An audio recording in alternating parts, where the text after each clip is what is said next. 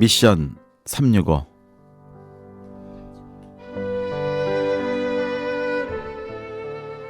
인도, 중국 다음으로 세계에서 인구가 가장 많은 나라입니다.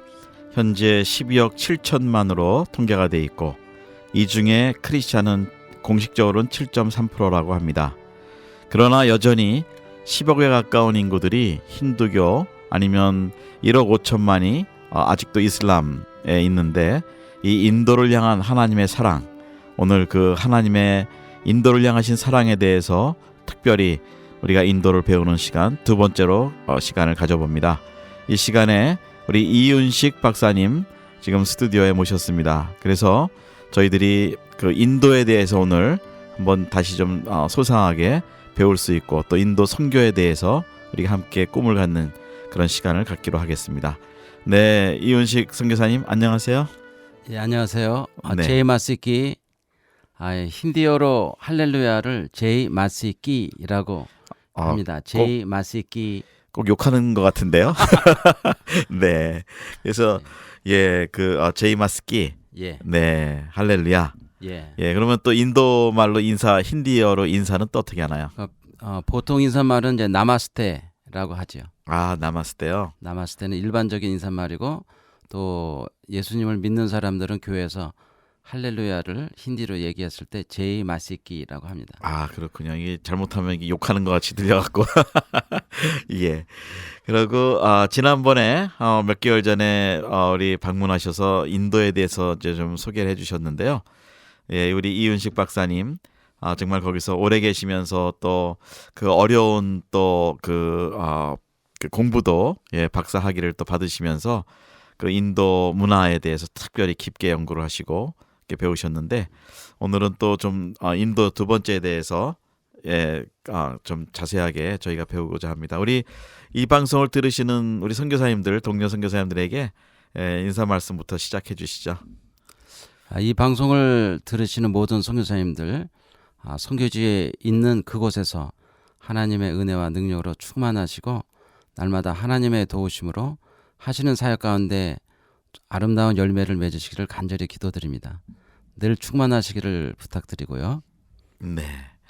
예, 뭐 우리 선교사님들 지금 선교사님 횟수로는 한 24년, 25년째 되신다 그러셨죠? 예. 제가 네. 1991년 처음으로 청년회 때 네. 아무것도 모를 때였지만 하나님의 부르심을 받아서 인도 선교사로 파송을 받았습니다. 네. 그 당시 가셨을 때하고 지금하고 인도가 상당히 많이 변했죠? 인도가 많이 변하게 되었죠. 네. 90년대부터 자본주의 사회로 갑자기 사회주의 체제에서 자본주의 사회로 바뀌면서 모든 사회 문화적인 분야에서 획기적인 변화가 일어나게 됐습니다. 네. 지금 이제 돌이켜 보니까 굉장히 많이 바뀌었다는 것을 네. 알 수가 있습니다. 그러면 그 기독교도 좀 많이 성장을 했겠군요. 지난 20년 20여 년 이후에 이제 인도의 기독교도 많이 성장을 했다고 볼 수가 있겠습니다. 그리고 그동안 교회 개척 운동이 북인도에 많은 미전도 종족 그룹이 있는 지역이 있는데, 그곳에서 활발하게 교회 개척 운동이 이루어지고 있고, 또 인도 교회가 굉장히 많이 성장했다는 것을 알 수가 있습니다. 네, 그렇군요. 그 저희들이 볼 때는 인도가 워낙 종족이 많아서 그 자국인이 더 다른 종족으로 선교를 간다는 그런 개념으로 해서 거기 자국인 선교사가 굉장히 많다고 들었거든요. 예, 인도는 이제 남부에 사도 도마가 처음 복음을 전했다고 전해지기 때문에 남부에 케랄라하고 타밀나두 두 개의 지역이 있습니다. 그래서 케랄라에 가서 사도 도마가 복음을 전했다고 전해지는데, 지금은 한 35% 가까운 크리스찬들이 있습니다. 네. 그리고 그 옆에 사도 도마가 순교를 했다고 하는 타밀나두 지역은 20% 가까운 크리스찬들이 있고요. 그래서 기독교의 양대 산맥이라고 할 수 있는데, 이곳에 많은 또 교회가 있고 또 큰 교회도 있고 또 많은 신학교들이 있어서 많은 선교 지도자들이 이 두 개의 지역에서 나오고 있고, 8만 명 이상이 북인도 지역으로 와서 복음을 전하는 타문화권 선교사의 역할을 감당하고 있습니다. 네. 그러면은 자기 말, 뭐 자기가 같은 동족 이런 개념이 아니고 타문화권이라고 그러셨으면 완전히 말도 다르고 종족도 다른 그런 지역으로 가는 건가요? 그렇죠. 종족적 인종적으로도 이제 다르기도 하고 또 카스트도 다른 경우가 많고 그리고 언어도 완전히 다르죠. 그리고 음식 자체도 완전히 다르고요. 그래서 외모도 좀 다를 경우도 있나요? 외모도 이제 많이 다르고 그래서 다른 나라로 가서 사역을 하는 것과 똑같습니다. 그렇군요. 예, 그들도 거기에 와서 힌디 그들이 가장 많이 사용하는 힌디를 배우고 또 힌디로 사역하는 모습을 흔하게 볼 수가 있습니다. 네. 그러니까 공용어인 힌디를 가지고 이제 선교를 하는 거군요. 예, 공용어가 이제 힌디이기도 하지만 연방 공용어는 이제 힌디와 영어를 같이 사용하고 있고 또 지역마다 언어가 다른데 힌디는 연방 공용어이면서 정부에서 힌디를 가지고 연방 공용어를 하기 위해서 학교에서 의무적으로 힌디를 배우고 또 모든 TV와 영화 산업이 다 힌디를 중심으로서 이루어지고 있기 때문에 이 문화적인 차원에서 힌디를 통한 언어의 통일이 이루어지고 있습니다. 네. 그래서 힌디가 가장 많이 사용하고 있고 모국어로 사용하는 인구가 한 4억 가까이 됩니다. 네. 가장 그렇군요. 큰 언어 그룹이기 때문에 힌디를 가지고 인도를 통일하려는 그런 움직임이 있는 것이죠. 그렇군요. 예. 그 인도가 기독교 역사가 아까 사도 도마로부터 시작됐다고 아까 전도가 거기서 됐다고 했는데 그러면 기독교 역사를 그 사도 도마 때부터 기독교 역사를 보고 있나요? 인도의 기독교 역사는? 우리가 이제 보통 이게 전설이라고 생각하고 있지만 인도 크리스찬들은 사도 도마가 케랄라에 와서 복음을 전했다는 것을 역사적인 사실로 인정을 하고 있고요.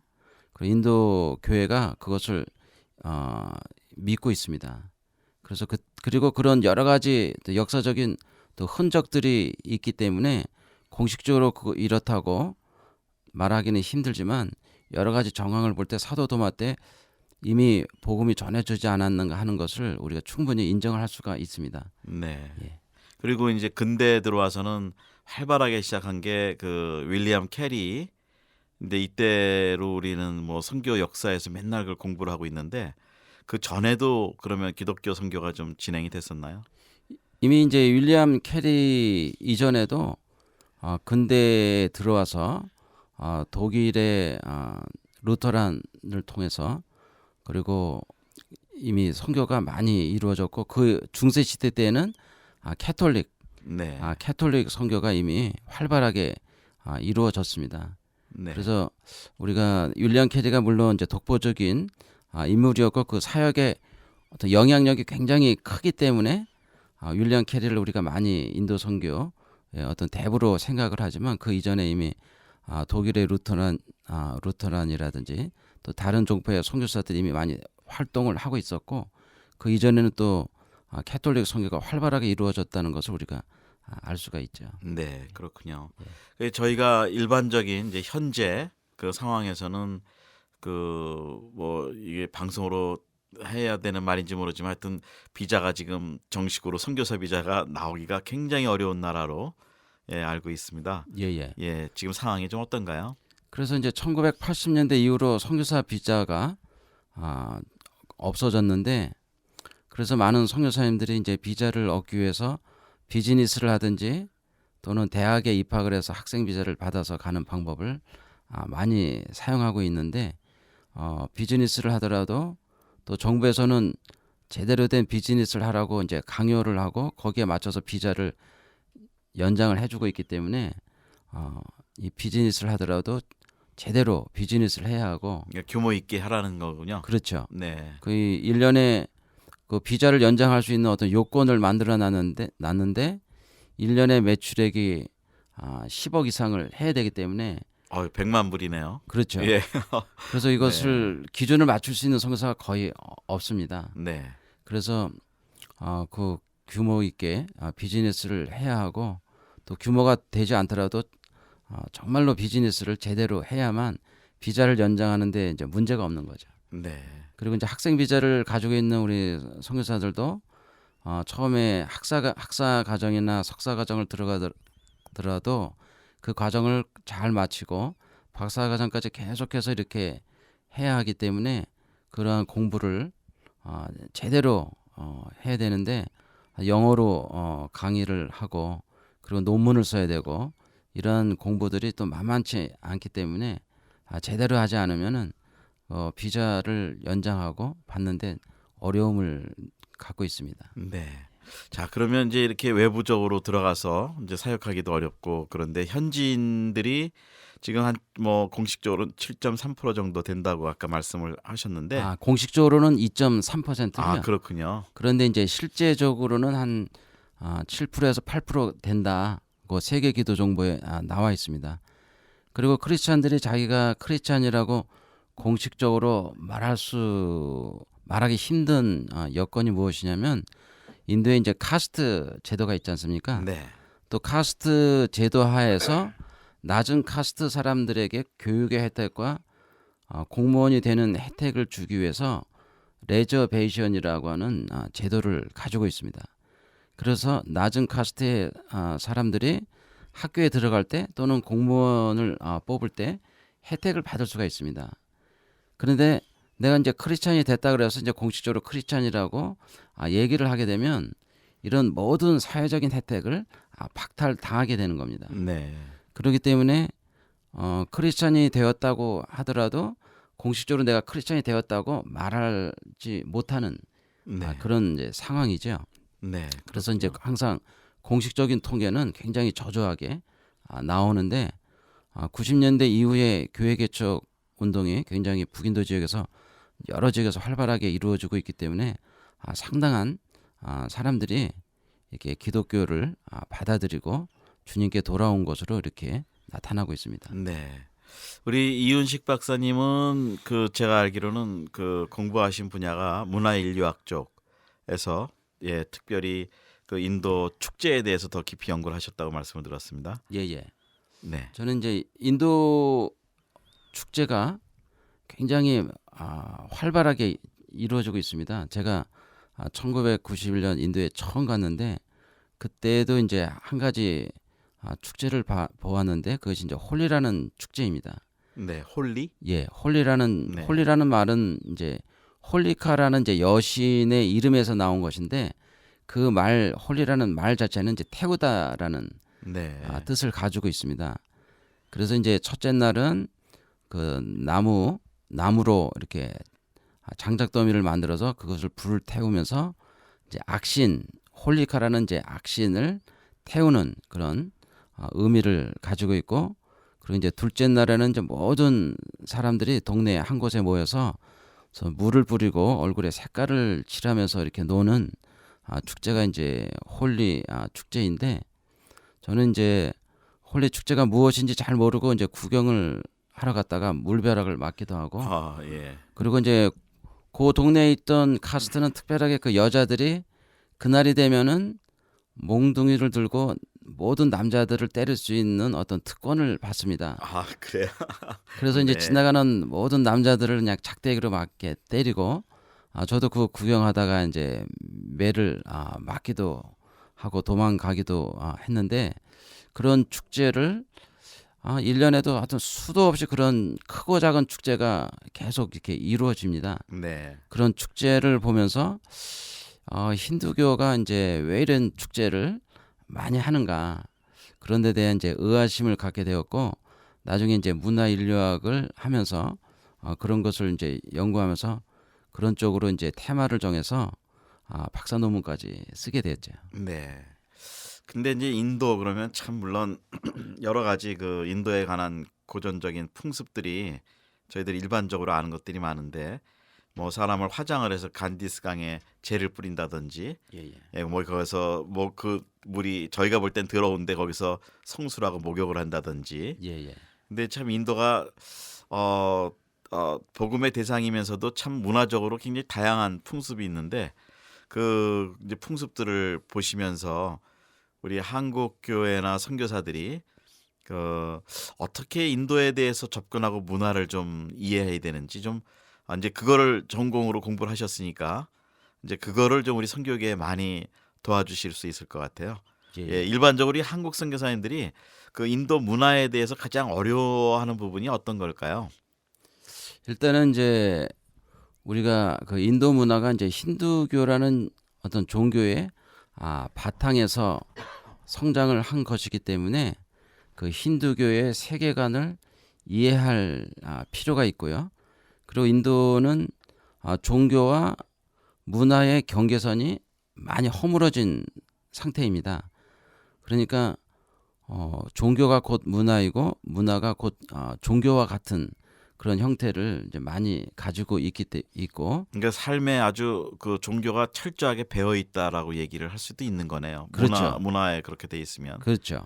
네. 그래서 이제 우리가 한국 사람의 입장에서 보면은 모든 종교를 서로 다르게 갖고 있다고 할지라도 그 사람이 기독교인이든 불교인이거든 한국 사람이라는 공통점을 가지고 있습니다.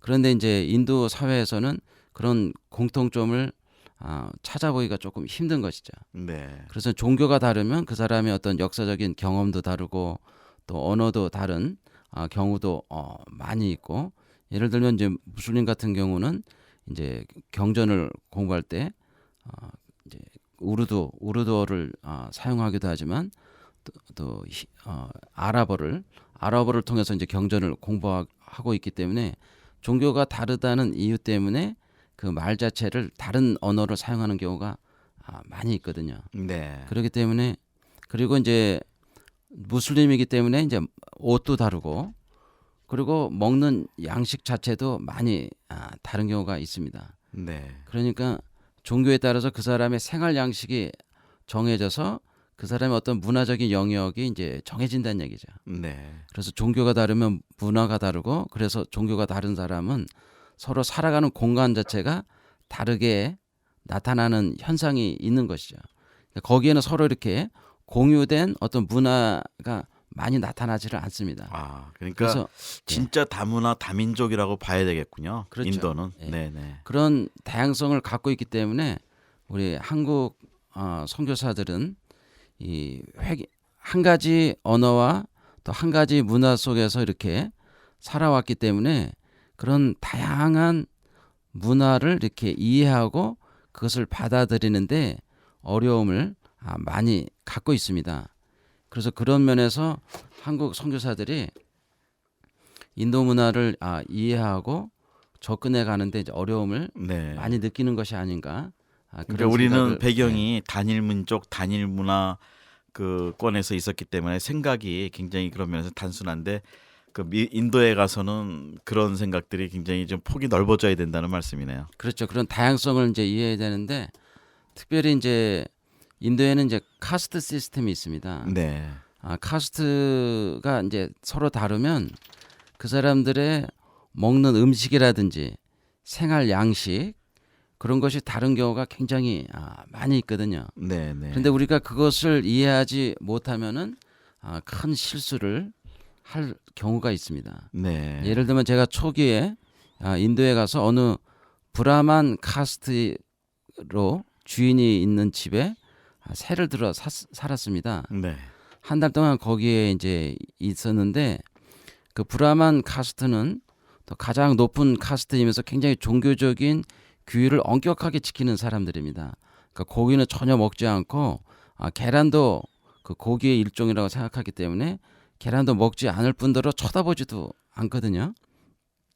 그래서 그 브라만 주인이 이제 저희 이렇게 집으로 이제 들어올 때는 항상 하는 말이 계란 있으면 계란 치우라고 네. 이렇게 막 손사래를 치면서 계란을 치우라고 하면서 저희 집에 들어오고 또 얘기를 할 정도로 굉장히 그 육식을 멀리하고 고기나 달걀 자체를 쳐다보지도 않는 그런 사람이었는데 저희들이 이제 그 집에 이제 이사를 해서 그곳에서 이제 사역을 계획하고 사역을 이제 시작하면서 그 동네에 있는 아이들을 저희 집으로 이렇게 초청을 한 적이 있습니다. 네. 그 아이들을 이제 불러다가 이렇게 노래도 가르쳐주고 또 성경 이야기도 해주고 또 이렇게 사탕도 나눠주면서 그 아이들에게 이제 복음을 이제 전하려고 했는데 그 아이들이 나간 이후에 그 집주인이 저를 불러서 하는 말이 무엇이냐면 그 아이들을 이 집 안으로 들이지 말라는 겁니다. 네. 그래서 왜 그러냐 그랬더니 그 아이들은 카스트가 낮은 아이들이라는 얘기죠. 예. 그래서 우리는 브라만이다. 낮은 카스트의 아이들이 우리 집에 들어오면 우리 집이 부정을 탄다. 그렇기 때문에 그 아이들은 절대 다시는 집 안으로 들이지 말라는 것이었습니다. 네. 그래서 그때는 제가 이제 카스트 시스템이 무엇인지 그 내용이 무엇인지 잘 알지를 못했기 때문에 제가 그것을 잘 받아들이지를 못하고 오히려 이제 집주인하고 그 문제 때문에 언쟁을 하게 되고 그래서 결국 그 집에서 나오는 네. 그런 이제 결과가 도저히 처음에는 있었는데 이해를 못 하셨겠네요. 그렇죠. 그런 개념을. 네. 어떻게 카스트가 낮다 그래서 그 아이들을 부정 탄다고 하느냐 네. 그런 것을 이제 용납하기가 힘들었던 것이죠.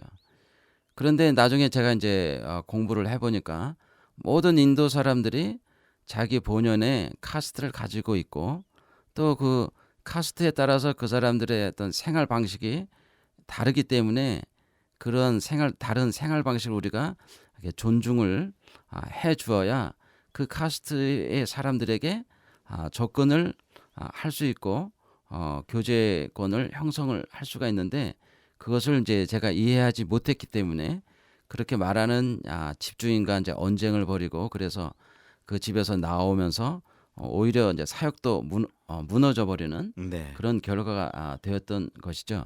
네. 그렇기 때문에 우리가 카스트를 또 잘 알고 카스트의 내용을 이해한다면 그 카스트에 맞게 우리가 접근을 하고 카스트 제도로 만연한 인도 사회에서 이렇게 부닥치지 않고 네. 충돌을 일으키지 않고 접근하면서 복음을 전할 수 있는 방법을 찾아낼 수가 있다는 겁니다. 네. 자, 이제 뭐 그 우리 선교사님의 그 일 예를 말씀하셨는데, 자, 그럼 우리가 이제 카스트라는 얘기를 많이 듣고 또 공부도 어릴 때부터 뭐 그런 얘기를 듣고 했는데, 좀 카스트가 어떤 건지 그 인도에서 말하는 또 인도 사람들이 가지고 있는 카스트의 개념. 우리는 뭐 불가촉 천민 그러면 참 불쌍하다 이렇게 생각하고 또 그 사람들 자신이 얼마나 그 비참한 생활을 할까라고 생각하는데 그 내부적으로 카스트의 그 어떤 원리라고 그럴까요? 그 인도에서 말하는 그 카스트는 어떤 건지 좀 더 뭐 좀 그 학문적 입장에서도 한번 좀 말씀을 좀 다시 좀 해주시면 좋을 것 같아요. 예, 네. 예. 일단은 저희들이 카스트에 대한 이해가 굉장히 단편적이고 그리고 이렇게 획일적인 그런 분위기가 있습니다. 그런데 이제 카스트를 우리가 또 서양 학자들이 이해하고 서양 학자들이 전해준 그런 이제 내용을 가지고 이해하고 있기 때문에 왜곡되어서 이해하고 있는 측면이 많이 있다는 것이거든요. 일단은 우리가 이제 기본적으로 이렇게 알고 있는 것을 이렇게 생각해 보면은 카스트가 이제 인종에 기초해서 아리안이 이렇게 인도로 침입을 해서 그곳에 있는 원주민들을 다 몰아내고 그 북인도를 이렇게 차지하면서 이게 카스트가 발전을 한 것으로 생각하는 경향이 있습니다.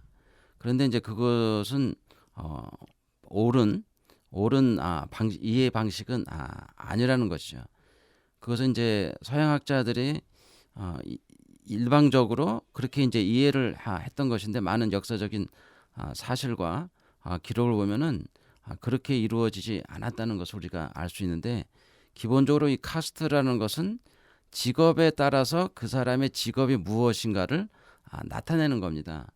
그래서 사제 계급이면 이제 사제 계급, 군인 계급이면 이제 군인 계급, 또 장사를 하는 사람은 장사 계급, 그리고 농사를 짓는 사람은 농사를 계급, 청소를 하는 사람은 청소부로서의 고유한 카스트를 갖게 되는 것이죠.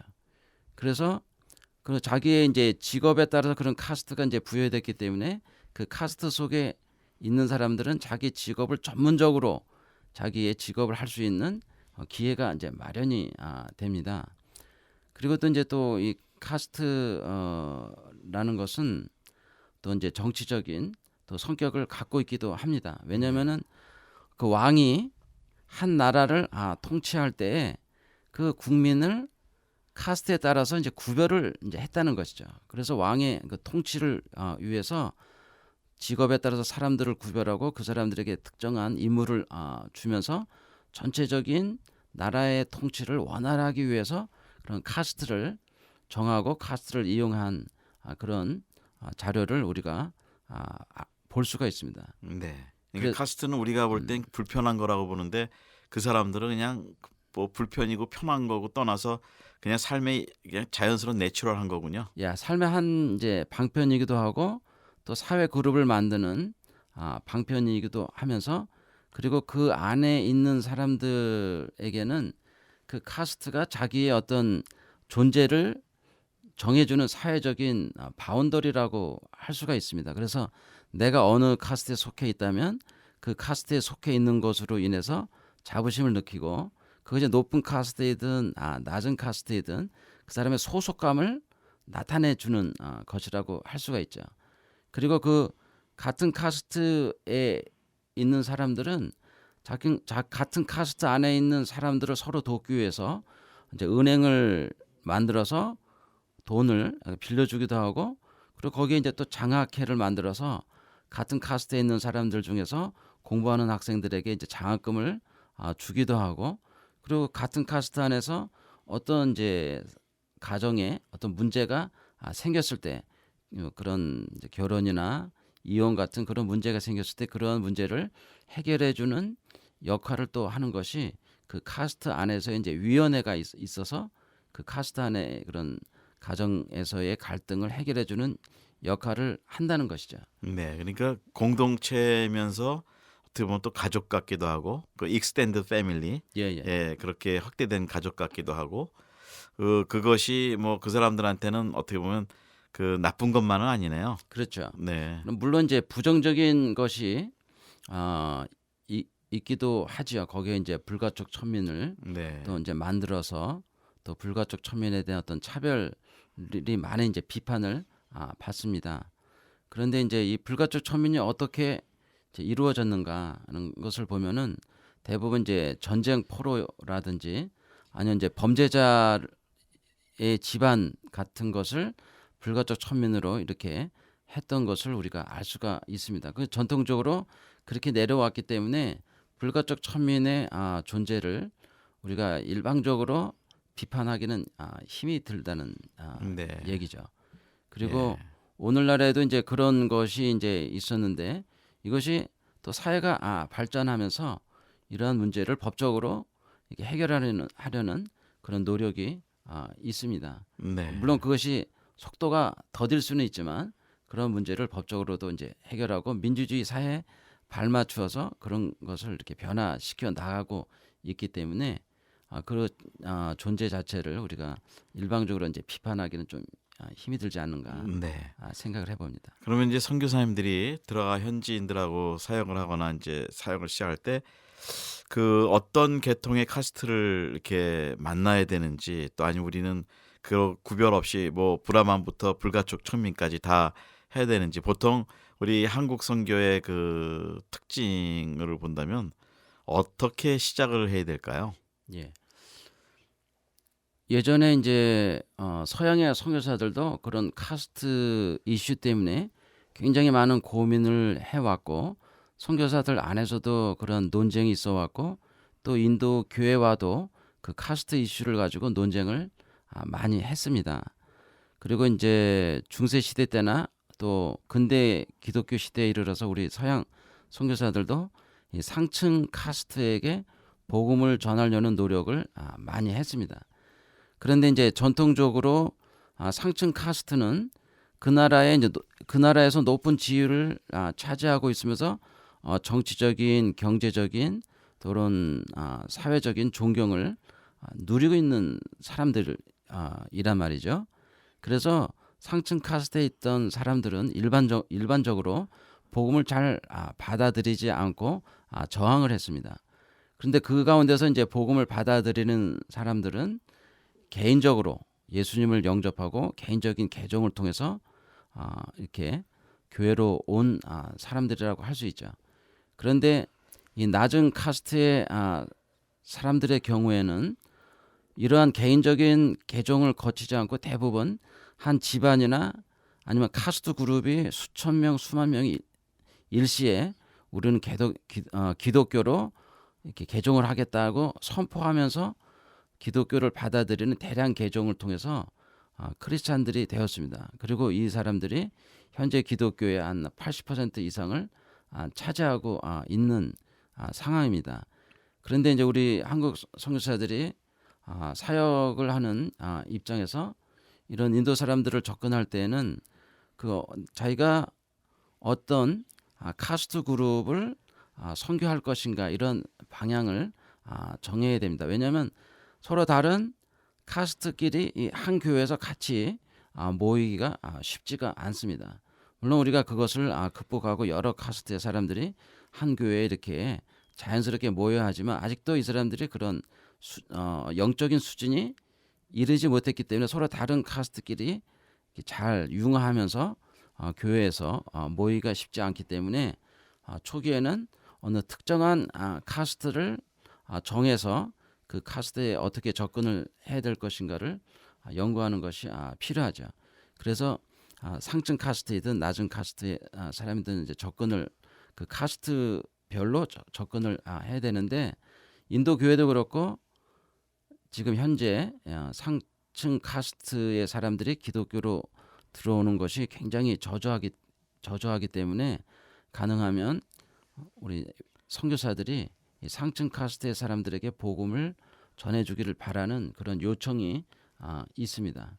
그래서 많은 선교사들이 요즘 들어와서는 이제 문화원 사역이라든지 또는 학교 사역을 하면서 상층 카스트의 사람들에게 복음을 전한다든지 또는 비즈니스를 할 때에도 이 제과점을 좀 고급 주택가에 제과점을 세워서 상층 카스트의 사람들을 만나고 또 그들에게 복음을 전할 수 있는 기회를 찾는다든지 그런 이제 시도를 많이 하고 있지요. 네. 예. 그러니까 이제 저희들 근데 한국 사람들 특성상 지금 말씀하신 게 전략적으로 상층 카스트다 그러면 어떻게 저희들 한국인의 어떤 특성이 그 상층 카스트와 연결이 잘 될 수 있는 그 부분들이 좀 있나요? 그런 부분들이 좀 약할 수가 있습니다. 왜냐하면 이제 상층 카스트의 사람들은 이제 기본적으로 굉장히 교육 수준이 높고 또 전통적으로 자기들의 갖고 있는 문화에 대해서 굉장한 자부심을 갖고 있는 사람들이기 때문에 처음에는 상층 카스트의 사람들에게 접근하는 것이 우리가 쉽지가 않을 수가 있습니다. 왜냐하면 인도 문화에 대해서 잘 알지 못하고 그 사람들의 세계관도 잘 알지 못하는 상황에서 접근하기가 쉽지는 않을 수가 있습니다. 그런데 우리는 또 선교사이기 때문에 상층 카스트에게도 접근할 수 있지만 또 하층 카스트의 사람들에게도 쉽게 접근할 수 있다는 장점을 가지고 있습니다. 그래서 저희들은 선교사로서 어떤 특정한 카스트를 지정해서 이렇게 접근하는 방법도 있겠고 또 하나님께서 인도하시는 대로 또 많은 교회들이 이 80% 이상의 하층 카스트로 이루어져 있기 때문에 그런 하층 카스트의 사람들하고도 또 자연스럽게 만나서 또 그들을 전도하고 훈련하고 그들을 지도자로 이렇게 키우면서 그 하층 카스트의 사람들이 그 사회에서 영향력을 가지고 영향력을 행사하는 사람들로 성장할 수 있도록 돕는 그런 사역도 필요하다고 할 수가 있습니다. 네. 예, 왜냐하면 인도 사회가 이제 카스트에 의해서만 움직이는 것은 아닙니다. 그래서 인도 사회에서 어떤 권력을 행사하는 그런 양상을 보면 카스트가 있고 클래스가 있습니다. 그래서 경제적인 부분도 중요하고요. 그리고 에듀케이션, 이 교육적인 부분이 있습니다. 그래서 이런 카스트와 클래스와 이제 에듀케이션 이 세 가지 영역에서 그 사람의 사회적인 역량이 정해지는 것이기 때문에 우리 교회 안에 성도들이 대부분 하층 카스트의 사람들일지라도 그들이 자녀들을 교육을 잘 시키고 또 교육을 통해서 그들의 지위가 이렇게 올라가게 되면 카스트가 낮아도 카스트가 높은 사람들에게도 영향력을 끼칠 수 있는 그런 위치에 들어설 수가 있습니다. 그래서 우리가 그런 것을 좀 생각해서 카스트에 따라서 서로 다른 접근 방식을 가지고 이렇게 시도하는 그런 지혜가 필요할 것 같습니다. 네. 그러면 이제 그 저급한 카스트에 있는 사람들이 그 뭐 소위 브라만이 하는 정치나 뭐 이런 데까지도 경제적으로도 그렇고 그 신분적으로 이렇게 올라갈 수 있다는 말씀이거든요. 예, 지금 현대 사회는 이제 민주주의 사회이기 때문에 투표에 의해서 한 사람 한 사람이 투표권을 갖습니다. 그래서 불가촉 천민이더라도 그 사람들의 그룹이 많으면 거기에서 이제 국회의원도 나오고 수상도 나오는 것이죠. 그 현재 여러 주의 그 수상이 사실 불가촉 천민 출신인 경우가 있고요. 그리고 현재 전체 연방 정부의 현재 모디 수상도 OBC라는 아더 백워드 클래스라는 그 낮은 카스트 출신을 배경을 가지고 있습니다. 그런 네. 사람들도 그런 정치적인 역량을 통해서 사회적인 신분을 상승시키고 그래서 사회적인 영향력을 이렇게 갖고 있는 것이죠. 그래서 이제 대학에도 보면은 브라만 카스트의 교수들이 절반 있고 또 불가촉 천민 출신의 그런 교수들도 한 절반 정도 차지하는 그런 양상을 볼 수가 있습니다. 네. 그러니까 낮은 카스트의 사람들도 교육과 또 다른 영역에서의 영역을 통해서 신분을 향상시키기 때문에 우리가 카스트 자체를 바꿀 수는 없는 것이죠. 네. 한번 카스트는 영원토록 그 사람의 카스트가 이제 자손 대대로 그 자손 대대로 카스트군요. 이어지는 네. 것이 일반적인 네. 경향이지만 그 카스트의 지위 자체는 바뀔 수가 있는 것이거든요. 네. 카스트는 바뀌지 않지만 카스트의 어떤 높낮이는 바뀌어질 수 네. 있기 때문에 그런 면에서 그들이 그런 사회적인 지위를 높이고 그래서 사회적인 영향력을 키우고 그래서 교회가 그런 사회적인 영향력을 좋은 쪽으로 선도할 수 있도록 돕는 그런 사역이 또한 필요하다고 할 수가 있습니다. 네. 자, 이제 뭐 인도 선교 참 저희들이 어떻게 보면 굉장히 어려운 지역 현재 그 선교의 대상이 굉장히 많지만 어려운 지역이 하나인데 이제 인도를 좀 배운다라고 이제 오늘 말씀을 드렸습니다. 그래서 이제 인도 축제에 대해서 조금 말씀해 주셨고 그런데 인도 축제와 카스트 이제 이거를 조금 더 좀 저희가 이해를 하고 싶은데 인도가 신이 많은 나라이기 때문에 축제가 많을 것 같고요. 예, 예. 근데 인도 축제에 대해서 우리 이윤식 선교사님께서 이제 박사를 받으시면서 연구를 하셨는데 인도 축제라는 것이 어떤 의미가 있는지요? 네. 그래서 인도는 이제 1년 12달 이런 축제를 행하고 있습니다. 그런데 이제 이 축제가 이제 이루어지는 그런 이제 배경을 보면은 시간과 공간의 개념이 굉장히 중요합니다. 그것이 이제 또 힌두교의 세계관을 이제 바탕을 두고 만들어지는 개념이고요. 인도에서 시간이 무엇이냐 이런 생각을 우리가 해보면은 인도 사람들이 갖고 있는 시간의 개념 자체는 time is God, 네. 시간은 신이다. 예. 그런 개념을 가지고 있습니다. 우리 서구와 우리 한국 같은 경우는 시간은 돈이다 그렇게 얘기하는데 그렇죠. 시간은 예. 그래서 인도 사람들이 모든 것을 어떤 신의 작용으로 생각하고 또 모든 것을 신과 연관지어서 해석하려는 경향이 있습니다.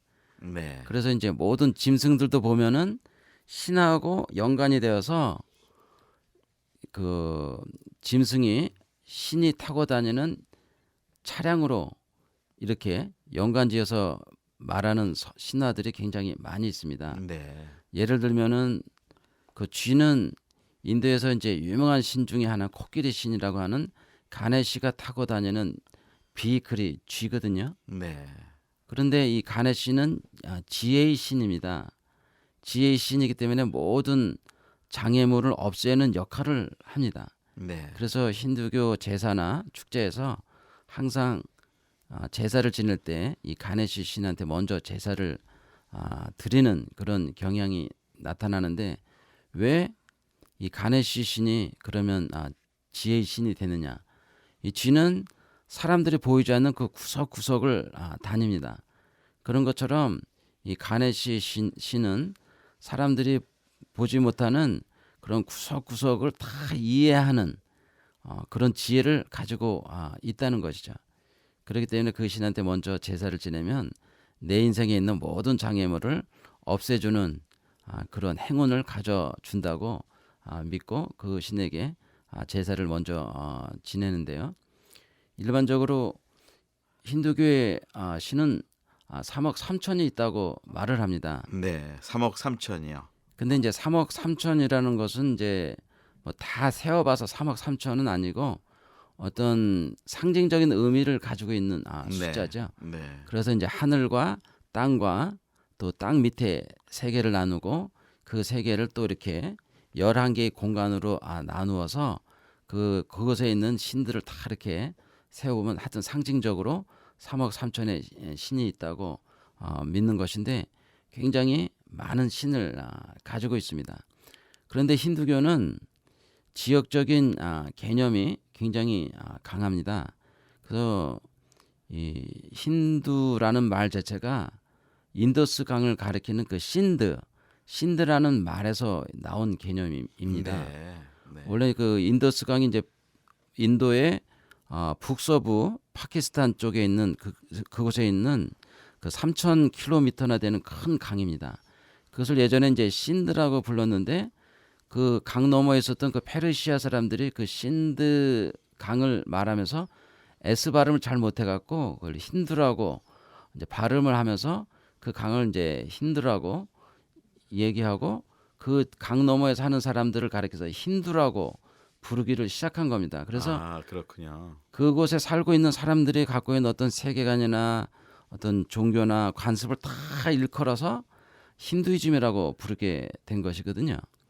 그러니까 힌두이즘 자체는 어떤 종교적인 신념의 기초에서 생겨난 개념이 아니라 이 지역적인 개념을 바탕으로 해서 생겨난 개념이고 그래서 그 지역에 있는 어떠한 사상이나 종교나 철학이라도 다 힌두이즘의 어떤 공간 테두리 안에서 이제 받아들이고 그것을 네. 다 이렇게 소화해내려는 경향을 가지고 있습니다. 네. 그래서 이제 남인도에 가보면은 많은 신전에 가보면은 예수님의 사진 또 마리아의 사진을 갖다 놓고 예수님께도 제사를 드리는 그런 신전을 많이 볼 수가 있는데 기독교도 자기네들이 많은 인도 신들 중에 하나로 받아들이는 그런 경향이 있는 것이죠. 네.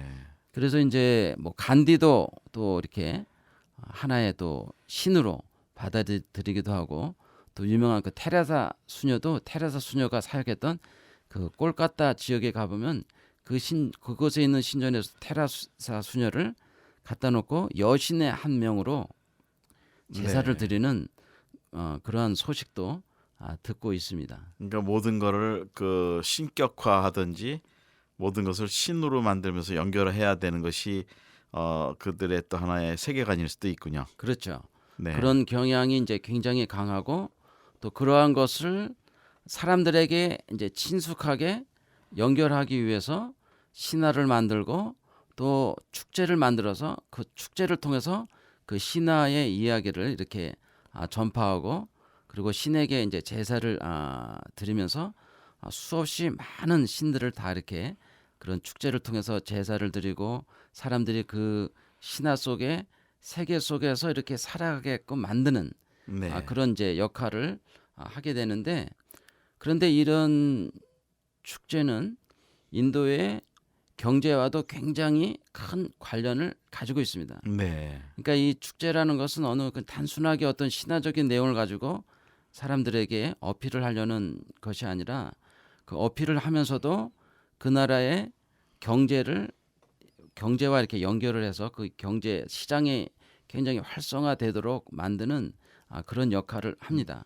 네. 그래서 아까 제가 말씀드린 홀리라는 축제를 보면은 그 홀리가 이제 겨울이 끝나고 여름으로 이렇게 전환되는 그 시점에 드리는 추수입니다. 추수 감사제와 같은 그 성격을 가지고 있습니다. 그래서 그 신에게 제사를 드리기도 하지만 추수 감사제와 같은 역할을 하기 때문에 그 추수 때 가지고 있는 그런 곡물을 가지고 거기에서 제사 의식으로 이제 사용을 하는 것이죠. 그러면서 그런 곡물을 또 파는 이제 사람들은 그 제사 때 사람들이 그 곡물을 가지고 제사를 드려야 되기 때문에 그 곡식을 이제 이렇게 팔 수 있는 시장에 내다 팔 수 있는 그러면서 이렇게 시장이 활성화되고 그런 물을 뿌리고 색깔을 칠하면서 놀기 때문에 그 시장이 이제 색깔 그런 파우더 색깔을 가진 파우더를 팔면서 그리고 곡물을 팔면서 그 시장이 활성화되는 그런 역할을 합니다. 네. 그리고 그러니까 이제 이다 모든 게 어떻게 보면 상수라고 연결이 될 수도 있겠네요. 그렇죠. 네. 그래서 인도 사람들의 상술은 굉장히 유명하지 않습니까? 네. 그래서 아프리카에 그런 상권을 다 쥐고 있는 사람도 인도 사람이고 또 아라비아 상인들도 굉장히 유명한데 아라비아에서도 유명한 속담이 인도 사람들은 모기도 물지 않는다 이런 말이 있답니다. 네. 하도 지독해서 네. 그 모기가 피를 빨아먹지도 않는다는 그런 이제 예. 의미를 가지고 있는데 굉장히 똑똑해서 네. 그런 신과 그런 시장을 아주 절묘하게 연결을 하고 있는 것이죠. 네. 그래서 이제 나중에 이제 가을에 보면은 이제 여름이 끝나고 가을이 되면서 이제 겨울이 되는 시점에 디왈리라는 축제를 합니다. 근데 이 디왈리라는 축제는 그 람이라고 하는 그 신의 이야기하고 밀접하게 이제 연관이 되어 있는데 이게 굉장히 긴 스토리입니다. 그런데 그 람이라는 신이 14년간 유배 생활을 하고 다시 아요다라는 고향으로 돌아올 때에 그 신을 맞이하기 위해서 달이 뜨지 않았기 때문에 집집마다 등잔을 이렇게 등잔을 켜서 그 신을 받아들였다는 그런 신화가 있는데 그런 것처럼 집집마다 이렇게 등잔을 켜고 또 폭죽놀이를 하면서 이 신화의 이야기처럼 그 축제를 즐기는데 이때에도 또 다른 추수 감사제의 역할을 합니다. 네. 그래서 그 곧 이제 가을에 추수라는 그 곡물을 가져다가 또 이게 제사를 지내고 그러면서 그 곡물을 통해서 그 시장이 굉장히 활성화되고 그리고 이 축제와 더불어서 또 다른 이제 신화를 통해서 이 귀금속, 보석을 이제 여자들에게 선물을 해야 하는 그런 이제 신화를 만들고 또 그런 축제를 또 즐기기 때문에 이제 금이 가장 많이 팔리고 보석이 가장 많은 팔리는 시점이 바로 이제 디왈리라는 축제를 할 때입니다. 네. 그런 걸 통해서 이제 시장이 활성화되는데 바로 우리가 이제 영화를 보면은 TV 드라마를 하다가도 그 중간중간에 광고를 많이 넣죠. 네. 그래서 우리가 이제 광고가 많이 나오다 보면은 이 광고가 위주인 것인지 드라마가 위주인 것이 헷갈릴 때가 있는 것처럼 인도 신화도 이제 가만히 보면은 모든 것이 이렇게 다 시장과 이런 연관성을 절묘하게 가지고 있습니다. 그래서 이런 신화를 통해서 축제를 즐기고 그 신에게 제사를 드리지만 결국 그러한 실제적인 영향력은 시장에 영향을 미쳐서 그 시장이 활성화되고 결국 인도 경제가 이렇게 활성화되는 그런 역할을 네. 가지고 있다 하는 것을 알 수가 있습니다. 네. 자, 그렇다면 이제 뭐 시간 조금 남아서 마무리를 하면서 주제를 삼고 싶은 게 자, 그러면 카스트 제도와 축제 이 사이에서 우리 크리스천들이 그 특히 선교사들이 선교 전략적으로 그 틈새를 노릴 수 있다면 또 아니면 거기에 이렇게 복음을 걸거나 연결할 수 있는 그런 가능성이 있는 분야가 있다면 어떤 분야들이 있을까요? 지금 추수감사절의 개념을 말씀하셨는데 그것도 같은 것 같고 예, 또 신에 대한 개념에서도 또 예수님을 거기다 연결할 수 있는 어떤 개념들이 있을 것 같은데요. 그렇죠. 예, 그런 건 어떤 게 있을까요? 그래서 이제 이 인도 축제가 또 카스트 제도하고도 이제 밀접하게 관계되어 있는 것이 그 축제를 행하면서 꼭 각 카스트마다 어떤 지정된 역할이 다 있습니다. 그래서 모든 카스트들이 이런 축제에 이제 참여하게 만드는 그런 이제 기능을 가지고 있는데 이제 인도에서 보면은 많은 선교사들이 또 인도 크리스찬들도 마찬가지인데 힌두교의 축제를 잘 모르고 그리고 힌두교 축제가 이루어지는 현장에 전혀 이렇게 다가가지 않는 경향을 네, 가지고 네. 있습니다. 네. 그 저는 이제 리서치를 하면서 많은 힌두 템플도 방문해보고 그런 축제 현장에 가서 다 이제 조사를 이제 해보았는데 우리 선교사들도 마찬가지고 인도 크리스찬도 그런 경향이 있는데 인도 그 축제가 이루어지는 현장에 가지 않는다는 얘기죠. 그런데 네. 왜냐하면 그것이 이제 힌두교라는 예, 영적으로 예. 또 뭐 그건 막 마귀적이다. 이제 이렇게 제사를 예, 지내고 우상들이 예. 그러니까 이제 꺼려 하는데 근데 그것이 또 문화적인 성격도 가지고 있는 것이고 그리고 모든 카스트의 사람들이 다 이게 참여하는 현장이기도 합니다. 그렇기 때문에 우리가 그 우상 숭배가 있고 그런 영적인 억압이 이제 있기도 하지만 우리가 그것을 뚫고 복음을 전하기 위해서는 그 현장으로 우리가 이제 가봐야 한다는 얘기죠. 네. 왜냐하면 그 현장에 가야지 모든 카스트의 사람들과 만나고 그 사람들과 친구가 될 수 있는 절호의 찬스가 되기 때문에 네. 우리가 그래야 단지 어떤 우상과 종교적인 성격이 있다고 해서 그것을 거부할 것이 아니라 우리가 그런 이방 종교가 팽배해 있는 그런 사역 현장이기 때문에 기도로 무장하고 또 그런 것에 대한 성격을 잘 이해하면은 단지 그게 또 거기에서 이제 어떤 종교적인 것뿐 아니라 문화적인 내용을 우리가 이제 파악할 수가 있기 때문에 그런 현장으로 가서 그런 것을 이해하고 또 인도 사람들과 친구를 삼고 그러면서 그 사람들이 워낙 그런 신화를 좋아하기 때문에 거기에서 이제 내가 믿는 예수라는 신에 대해서 이야기해 줄 수 있는 복음을 전할 수 있는 기회를 가질 수가 있다는 얘기죠. 네. 그래서 그런 것을 우리가 잘 이용할 수 있는 영적인 준비도 해야겠고 또 지혜와 또 사회 문화적인 이해가 있어야 되지 않을까 생각을 합니다. 네, 그렇군요.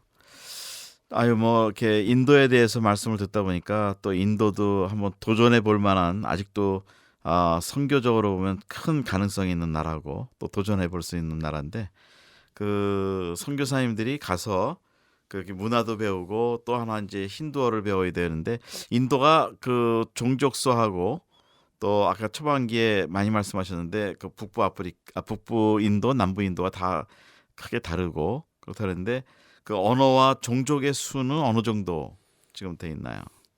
예, 언어는 그 SIL 에트놀로지에 등록된 언어만 1,650개 정도가 있습니다. 그리고 주마다 이제 공용어가 다 있어서 16개의 공용어가 있고 또 연방 공용어는 힌디와 영어가 또 연방 공용어의 역할을 하고 있습니다. 그리고 인도에서의 이제 종족은 그런 인종과 언어뿐만 아니라 또 카스트 그리고 종교적인 것을 또 다 기반으로 두어서 종족을 나눕니다. 그렇기 때문에 현재 한 3,500개 정도의 종족이 있다고 이제 전해지고 있는데 여기에서 이제 종족을 나누는 그 기준이 카스트가 굉장히 중요한 역할을 이렇게 하고 있기 때문에 카스트에 대한 이해를 가지고 또 종족을 이렇게 이해를 하고 그래야지만 우리가 미전도 종족 사역이라든지 어떤 종족 집단을 중심으로 해서 모든 사역이 이루어지고 있기 때문에 효과적인 사역을 할 수 있는 어떤 지혜를 갖게 되지 않나 이런 생각을 하게 됩니다. 네. 자 이제 시간이 좀 더 많이 앞으로도 모셔서 좀 나누겠지만 오늘은 또 마무리를 좀 해야 될 시간인데요. 그 인도 사람들 그러면은 우리 한국 사람들이 조금 이렇게 관계하기가 어렵고 불편한 그 사람들 중에 하나로 저희는 보고 있어요. 근데 거기서 그 20 몇 년을 사시면서 보실 때 인도 사람들은 누구인지 우리 한국 사람들하고 잘 이렇게 연결이 되고 소통이 가능한지 우리 선교사들이 좀 그것도 알았으면 좋을 것 같아요. 네.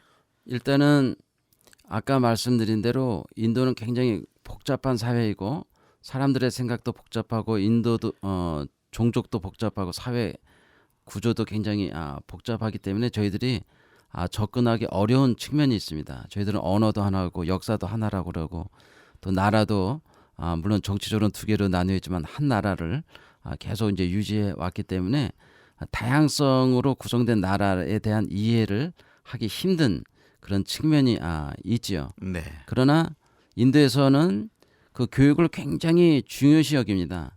그런데 한국 사회에서도 굉장히 교육을 중요시 여기고 한국 선교사들이 또 교육 수준이 굉장히 높기 때문에 그런 면에서 인도에 가면은 일단은 이제 브라만과 같은 높은 카스트에 있는 사람으로서 존경을 받을 수가 있습니다. 네. 그러니까 이제 그런 이제 유리한 점이 있기 때문에 또 같은 이렇게 아시아권에 있는 사람들이기 때문에 친근감을 또 가지고 있어서 저희들이 그 사람들을 조금만 더 잘 이해하고 또 그 사회에 좀 더 가까이 나갈 수 있다면 거기서 충분히 또 선교사들이 사역할 때 유리하게 시작할 수 있는 점이 있지 않나 이런 생각을 해봅니다. 네. 자, 오늘 또 인도를 배우자 두 번째 시간에서 우리 이윤식 박사님, 이윤식 선교사님 지금 24년째 인도에 계시면서 선교를 하시는데 오늘 귀한 말씀 많이 들었습니다. 앞으로 인도를 배우자 제 3번도 조만간 또 다시 좀 하려고 합니다. 그래서 인도에 관심이 있는 분들 또 힌두권에 그 선교에 관심이 있는 분들이 이 방송을 통해서 좀 많이 준비되고 연결됐으면 좋겠습니다. 그래서 우리 이윤식 박사님 계속해서 귀한 말씀을 나누실 건데요. 혹시 그 이메일 연락처를 좀 주실 수 있으면 관심 있는 분들이 연락을 좀 드릴 수 있도록요. 예. 네. 제 이메일은 이제 세상 끝으로 가라 goto.endofearth@gmail.com입니다. 네. go to end of earth 세상 끝이라는 의미죠. 네, 전부 다 ANDOF 이렇게 다 쓰나요? earth EARTH. 예. 네. 그래서 @gmail.com입니다. gmail.com. 예. 자, 오늘 우리 이윤식 선교사님 오늘 인도를 배우자 두 번째 우리 그 축제와 카스트에 대해서 좀 자세하게 나눠주셨습니다. 예, 다음에는 저희가 아마 힌두교가 어떤 종교인지에 대해서 좀 더 자세하게 나눠주실 수 있는데요. 예, 오늘 여러분 이 방송을 들으시면서 그 인도가 카스트 제도고 또 거기에 우리 한국 사람이 잘만 하면은 선교적 기회가 있다고 분명히 오늘 또 배웠습니다. 여러분 계시는 곳에서 계속해서 주님 나라 위해서 함께 힘을 모으고 또 서로에 대해서 우리 기도하고 하는 그런 시간이 되었으면 좋겠습니다. 우리 끝으로 또 오늘 선교사님 수고하셨는데 인도에 계신 선교사님들에게 또 한 말씀 해주시고 오늘 마무리하겠습니다. 예, 인도 각지에서 수고하시는 모든 선교사님들이 오늘 하루도 주님의 은혜와 성령의 능력으로 충만하시고 또 사역 현장에서 살아계신 하나님을 체험하고 승리하시는 그런 하루가 되시기를 예수님의 이름으로 간절히 기도드립니다. 네, 진행에는 김정한 선교사였습니다. 다시 뵐 때까지 안녕히 계십시오.